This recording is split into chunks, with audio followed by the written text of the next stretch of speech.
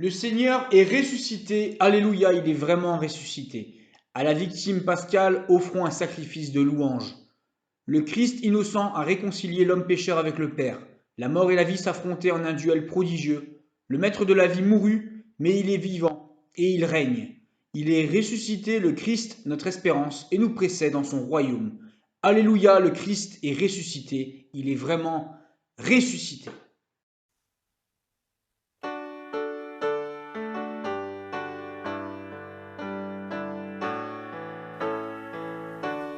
Pour cet immense bonheur, alléluia,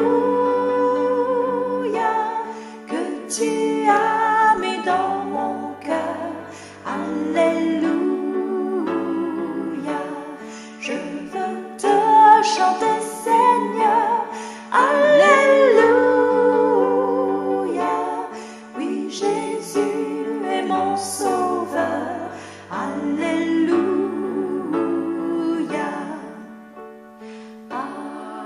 Amen. Amen.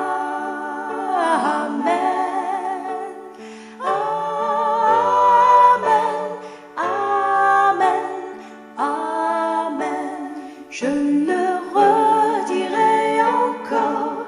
Alléluia. Que pour moi Jésus est mort. Alléluia. Voilà pourquoi je l'adore. Alléluia. Lui seul est tout mon trésor. Alléluia.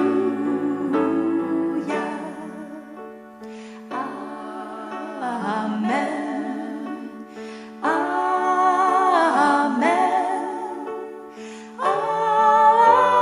Amen. Amen. Amen.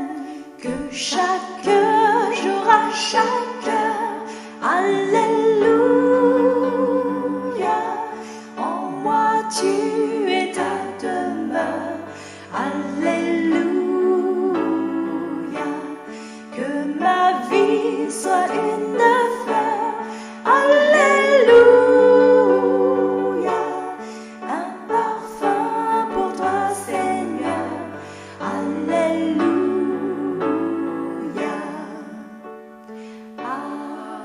Amen. Amen. Amen.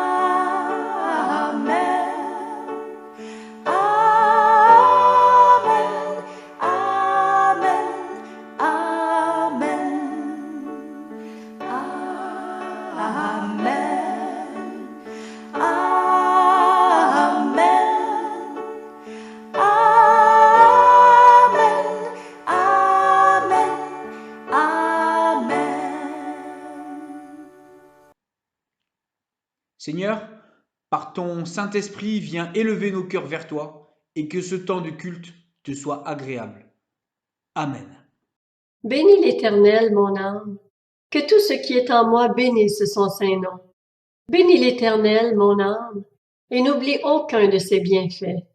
C'est lui qui pardonne toutes tes fautes, qui guérit toutes tes maladies. C'est lui qui délivre ta vie de la tombe, qui te couronne de bonté et de compassion. C'est lui qui rassasie de bien ta vieillesse, qui te fait rajeunir comme l'aigle.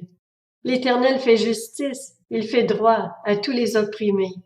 Il a fait connaître ses voies à Moïse, ses hauts faits aux enfants d'Israël.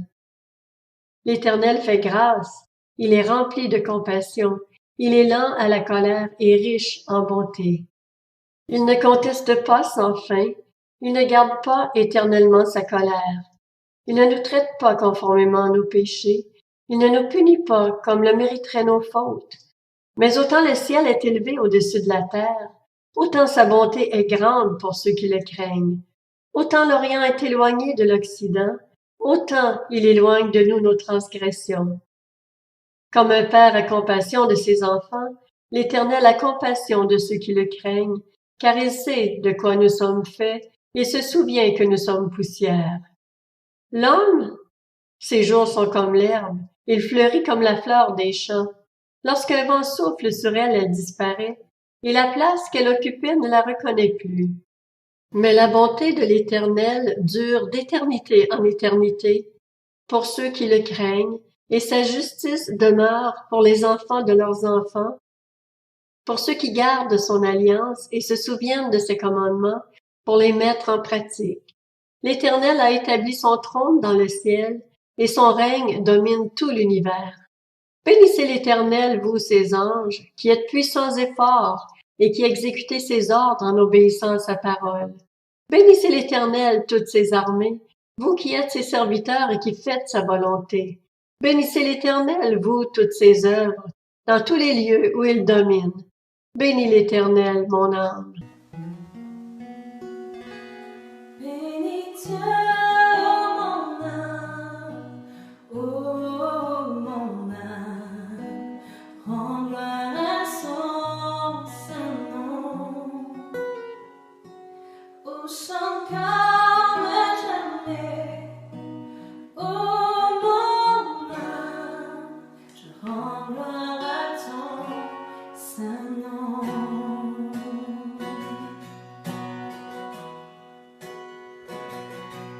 Voici l'aube d'un nouveau jour, pour toi un chant doit s'élever,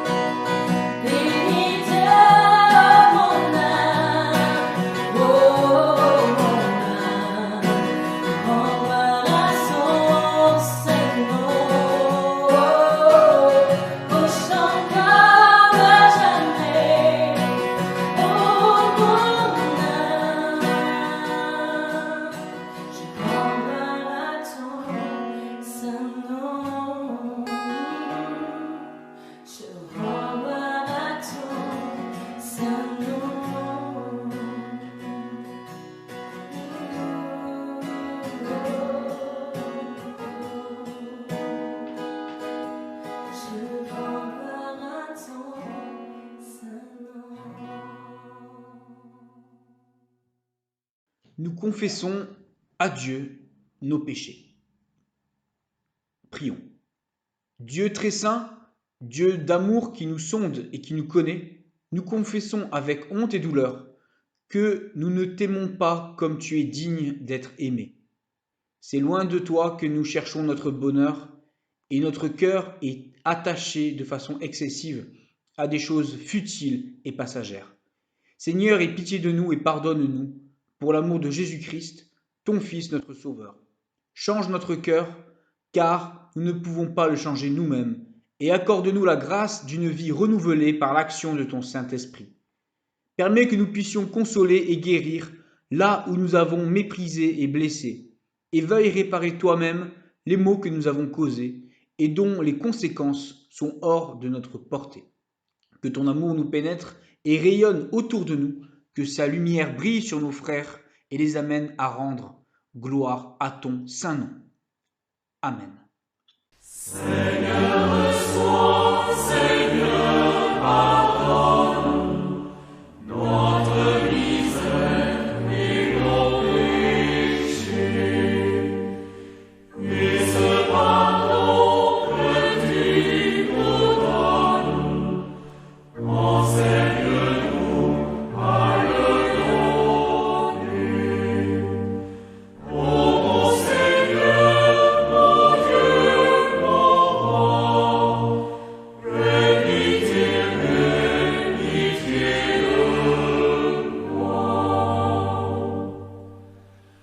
Ô Jésus, je me prie calme, que ton verdict de vérité, il a suivi mes sens blâme, ce que j'avais seul mérité.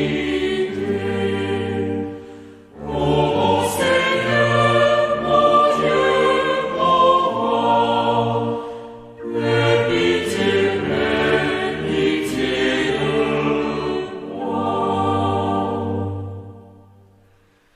Quand la grandeur de nos offenses écarterait tous les soutiens, je ne pourrais pour ma défense que prononcer un nom le tien.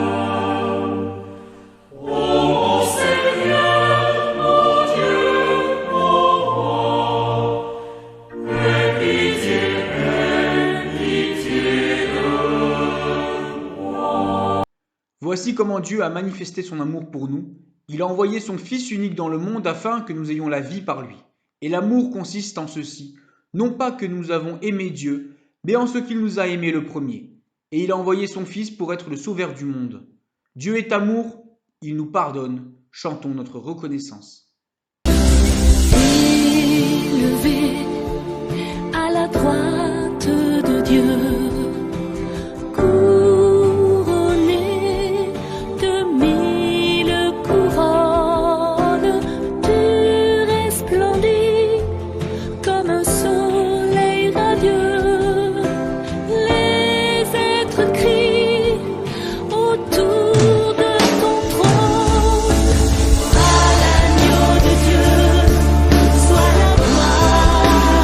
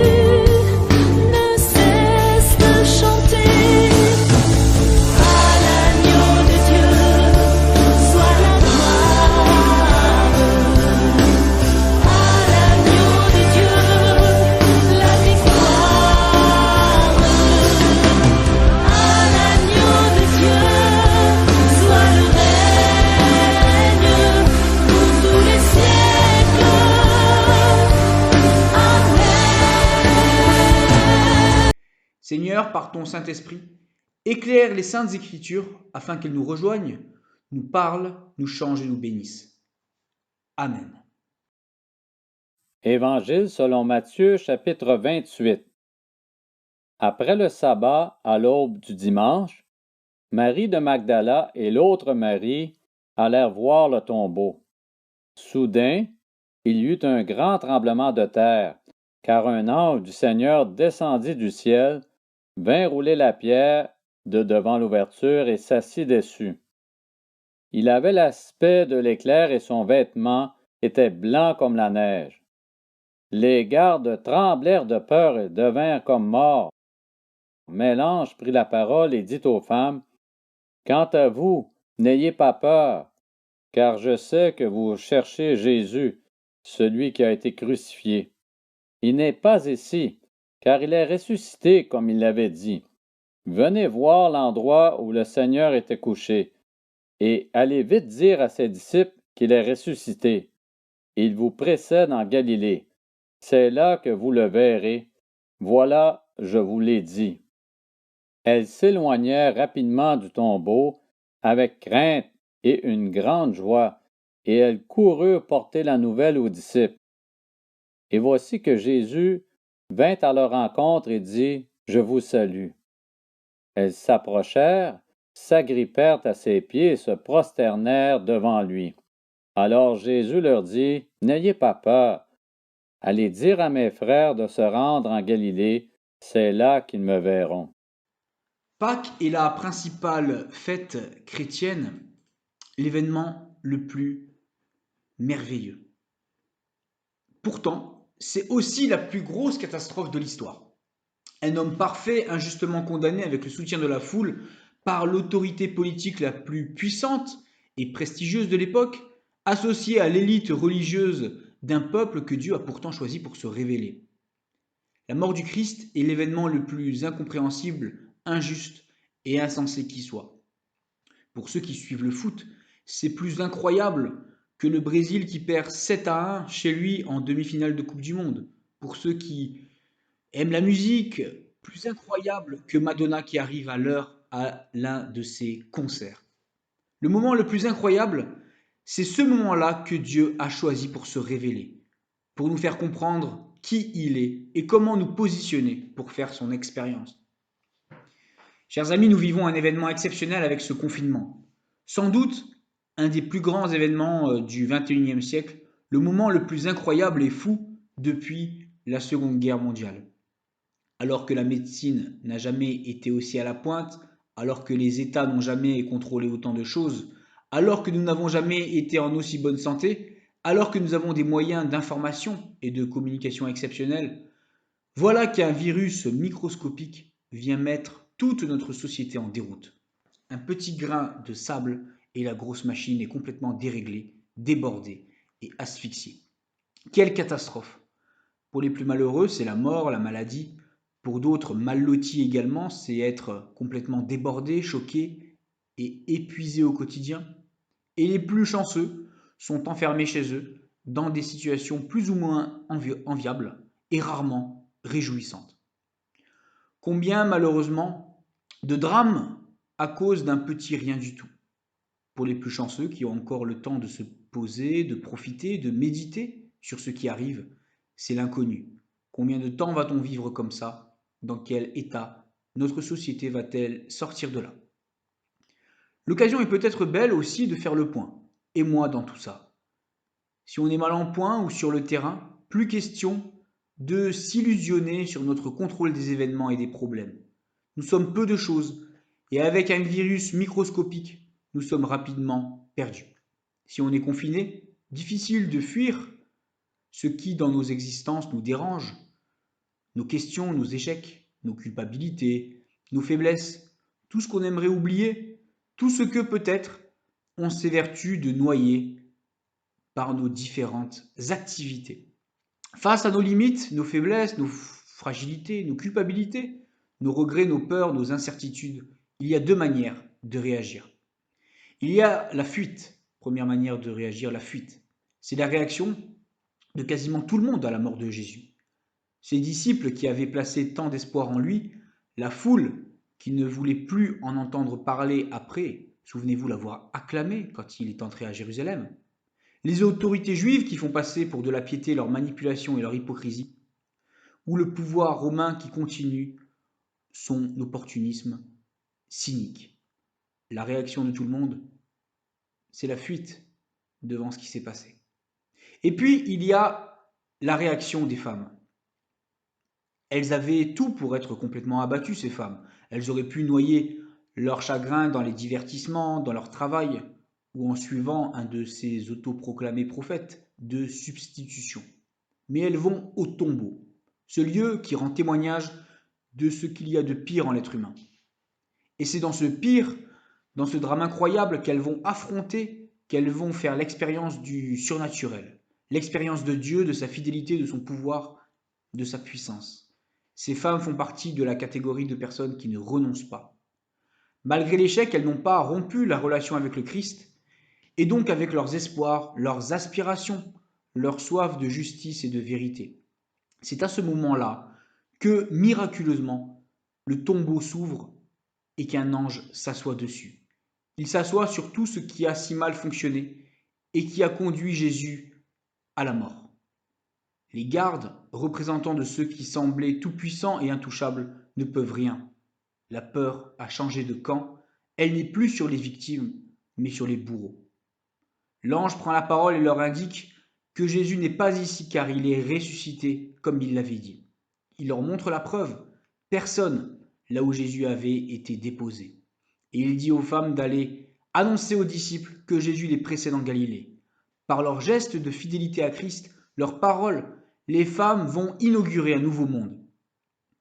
Il ne s'en faut pas de beaucoup. De la même manière qu'un petit virus peut tout mettre à bas, la petite persévérance des femmes, leur petite fidélité dans cette histoire, va déjà tout changer. Ensuite, c'est Dieu qui va faire le reste. En effet, sans l'intervention divine, les disciples ne se seraient pas remis en question. Mais les femmes leur indiquent que sur leur lieu de vie, leur lieu d'origine, le lieu de la première rencontre avec le Christ, Christ est toujours là. Dieu ne les a pas abandonnés. Malgré tout, il est encore là et l'histoire n'est pas finie. Au contraire, c'est maintenant qu'elle commence. La mort du Christ, ce sont toutes les faiblesses, les trahisons, les erreurs, les folies commises ou subies qui nous sont renvoyées en pleine face. Nous ne sommes guère mieux que la foule changeante et moutonnière, que les disciples qui ne comprennent pas grand-chose, que les Romains pragmatiques, et nous sommes aussi nous-mêmes les victimes de ce genre de défaillance. Cette réalité, voulons-nous l'oublier ou la relativiser, ou bien voulons-nous l'affronter pour vivre autre chose? Chers amis, le monde se divise en deux catégories. Ceux qui, devant tout ce qui ne tourne pas rond, tournent la page, oublient, se découragent ou ne veulent pas y penser.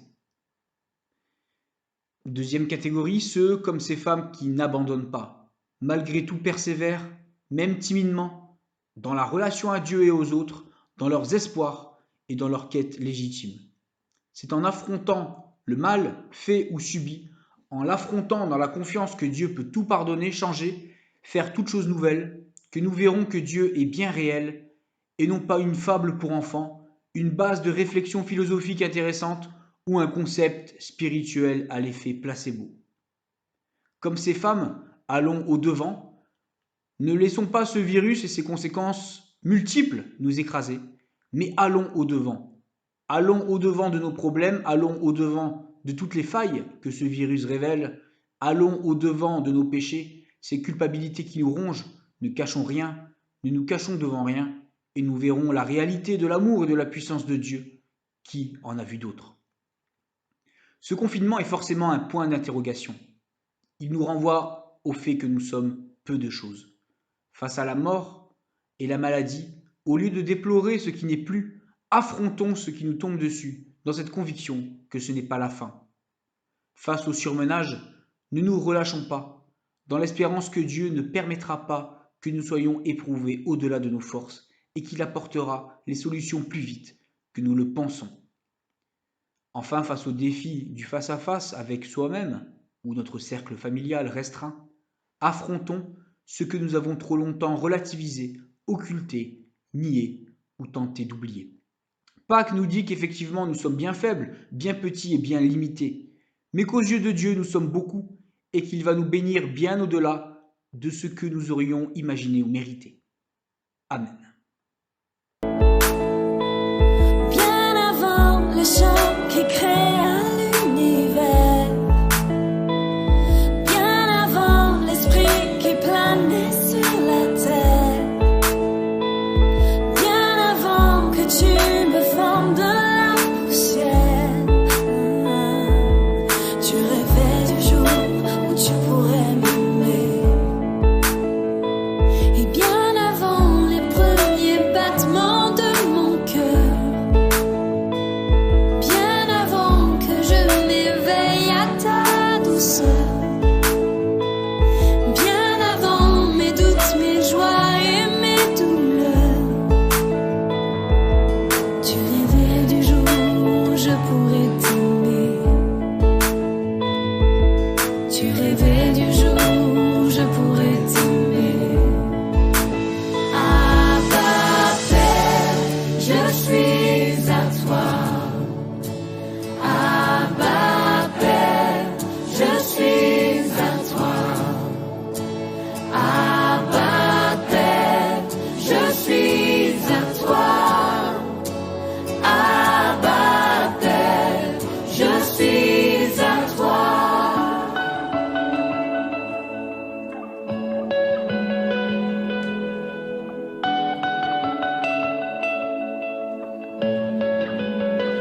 Bien avant que Jésus marche sur la terre, bien avant le Fils qui nous montre le Père,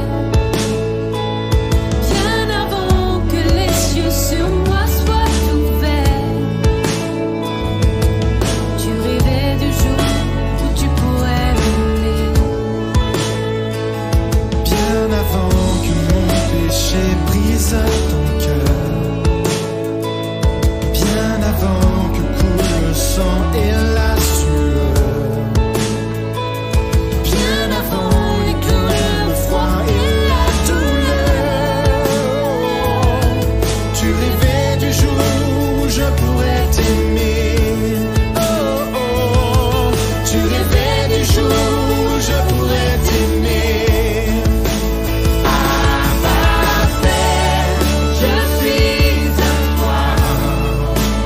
Abba Père, je suis à toi. Abba Père, je suis à toi. Abba Père, je suis à toi.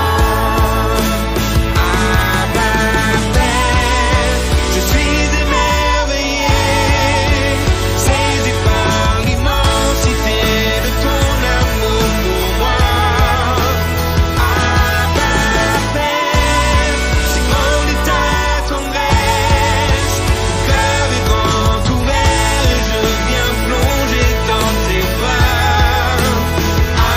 Abba Père, je suis émerveillé, saisi par l'immensité de ton amour pour moi. Abba Père, si grande est ta tendresse, mon cœur est grand ouvert et je viens plonger dans tes bras. Abba Père.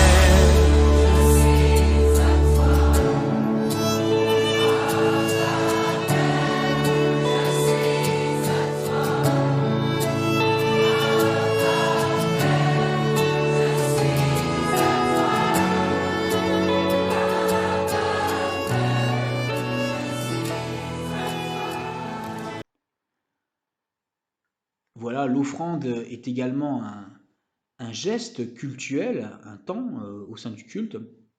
Je vous invite, si vous le souhaitez, à faire votre offrande en ligne. Je vous mets les liens en bas de la vidéo, donc pour encore les deux paroisses qui existent officiellement, pour Beaucourt et pour Vendôme-Courdal. Je vous invite à la prière d'intercession.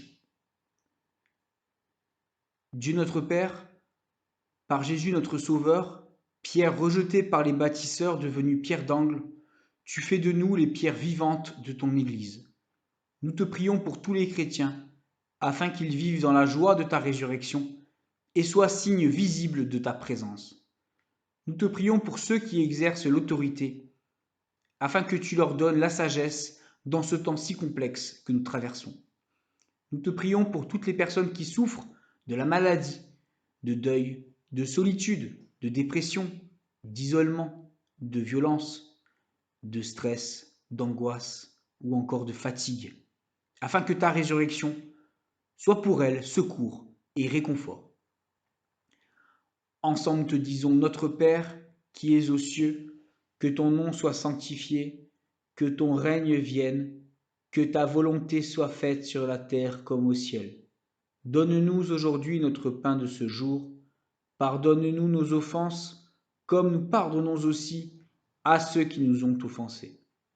Et ne nous laisse pas entrer en tentation, mais délivre-nous du mal, car c'est à toi qu'appartiennent le règne, la puissance et la gloire, au siècle des siècles. Amen. Dieu est avec nous dans tous les moments de la vie. Lorsque les soucis et les peines sont trop lourds à porter par nous-mêmes, sachons nous décharger de notre fardeau et de notre croix sur lui. Il veille sur nous et nous accompagne. Il nous exauce lorsque nous en faisons la demande. Avec le Seigneur, allons sur les chemins de la vie. Recevez la bénédiction de la part de Dieu. Que la bénédiction du Dieu trois fois saint, le Père, le Fils et le Saint-Esprit, repose sur vous et vous accompagne tous les jours jusque dans l'éternité. Amen. On finit avec un chant. Je vous invite à le chanter le cœur sur la main et le volume à fond. Joyeuse Pâques.